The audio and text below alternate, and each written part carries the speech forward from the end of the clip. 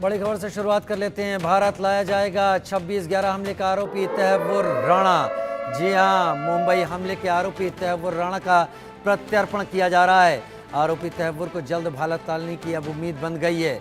अमेरिकी attorney Bram Elden ने बड़ा बयान दिया है। भारत को ऐसा करने का पूरा अधिकार है। अमेरिकी अटॉर्नी का कहना है अमेरिका भारत प्रत्यर्पण संधि के तहत प्रत्यापित होगा तैयबुर राणा।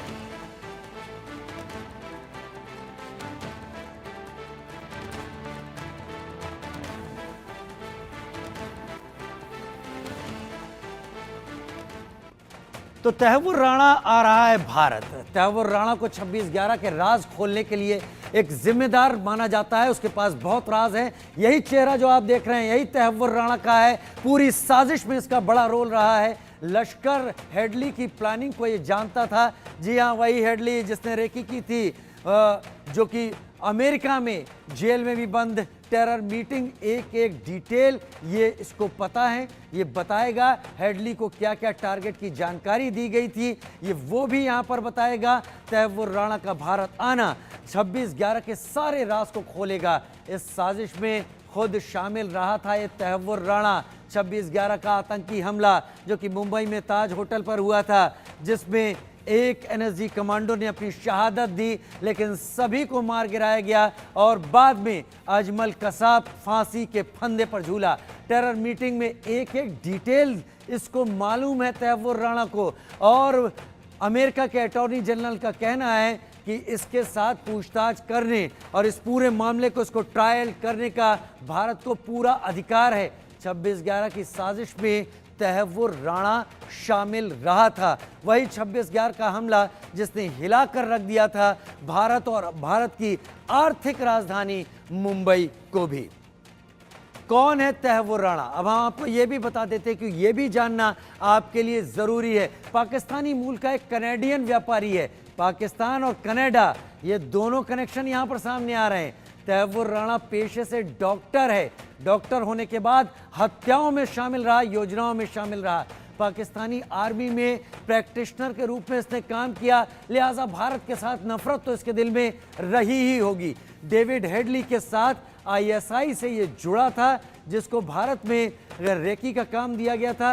राणा ने अमेरिका में एक कंपनी भी बनाई। यही तैयबुर राणा जिसने अमेरिका में कंपनी बनाई, जिसका हम इस तरफ भी चेहरा दिखा रहे हैं। लश्कर तैयबा की मददगार थी राणा की कंपनी। तैयबुर राणा की कंपनी 1997 में पत्नी के साथ एक कनाडा जाकर बस गया और कनाडा जाकर ये बसा तो वहाँ पर उसने बेस तैयार किया। कनाडा की नागरिकता 2001 में इसने हासिल कर ली और हेडली के साथ मिलकर मुंबई हमले की साजिश इसने रची। 2009 में शिकागो में इसको गिरफ्तार किया गया। 2020 में भारत ने अमेरिका में अस्थायी गिरफ्तारी की मांग की। रत्नेश मेटांगले संवाददाता हमारे साथ ज्यादा जानकारी के साथ इस वक्त जुड़ रहे हैं। रत्नेश, कितना अहम है मुंबई में हमला हुआ प्रथमेश, और मुंबई में इस हमले के बाद अब उसका जो मेन कॉन्स्पिरेटर है वो अब भारत आने के लिए तैयार है? प्रथमेश।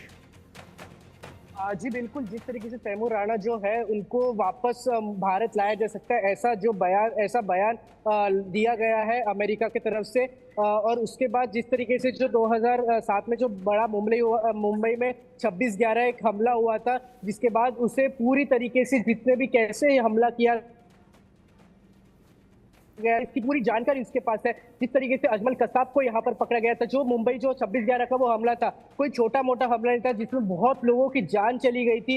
एक पाकिस्तान से कुछ लोग आते, 10 लोग, और यहाँ पर चाहे वो अगर बात किया जाए मुंबई जो छत्रपति शिवाजी महाराज टर्मिनस में हमला किया गया था, उसके बाद मुंबई ताज होटल पे हमला किया गया था, जिसके बाद फिर ट्राइडेंट होटल पे हमला किया गया था, लियोपोल्ड कैफे पे हमला किया था, उसके खबाड हाउस पे हमला किया गया था।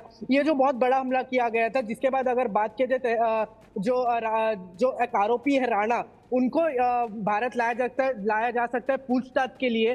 सिर्फ जो राणा का जो है सिर्फ यही हमले में हाथ नहीं है, बल्कि जो पाकिस्तान अफगानिस्तान में जो हमले हुए हैं, कार ब्लास्ट हुए हैं, उसमें भी एक कहीं ना कहीं जो एक अहम भूमिका निभाया है राणा ने, और उस पर भी कहीं ना कहीं जो है एक मोस्ट वांटेड टेररिस्ट के हिसाब से ये जो राणा है इसे देखा गया है। और 26/11 में भी इनका जो है एक महत्वपूर्ण एक बड़ा हाथ ऐसा बताया जा रहा है, जिसके बाद इन्हें भारत लाया जा सकता है और वो इनसे पूछताछ की जा सकती है। जी। इनसे पूछताछ